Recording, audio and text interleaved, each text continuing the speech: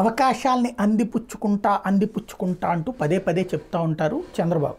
వాస్తవంగా అవకాశాలు ఎప్పుడు వస్తాయి అంటే బడ్జెట్ సందర్భంలోనే వస్తాయి. ఈ దఫా సరిగ్గా ఒక మంచి ప్లాట్ఫామ్ తయారు చేస్తే ఎంఎస్ఎంఈలకి అంటే చిన్న తరహా సూక్ష్మ చిన్న తరహా మధ్య తరహా పరిశ్రమలకి విపరీతమైనటువంటి లోన్స్ ఇవ్వడానికి రెడీలో ఉంది.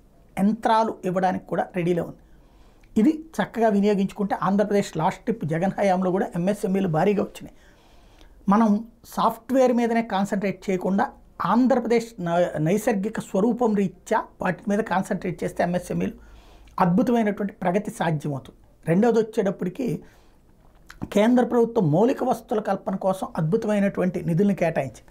మనం దీర్ఘకాలిక ప్రాజెక్టులు ఏదో తక్షణ ప్రాజెక్టులా కాకుండా దీర్ఘకాలికంగా ప్రజలకు ఉపయోగపడే ప్రాజెక్టులు ఇస్తే బోల్డ్ అన్ని పథకాలు మనకి రావడానికి సిద్ధంగా ఉన్నాయి. అదే సందర్భంలో ఇంకొక అరుదైనటువంటి అవకాశం ఏంటంటే ల్యాండ్ టైటిలింగ్ యాక్ట్ తీసేసాం మనం, కానీ భూ సంస్కరణలు చేసి తీరాలి. డిజిటలైజేషన్ చేసి తీరితే 50 సంవత్సరాల పాటు వడ్డీ లేని రుణాలు ఇవ్వడానికి సిద్ధపడుతోంది మోడీ సర్కార్. ఇట్లాంటి వినియోగించుకుంటే అద్భుతం.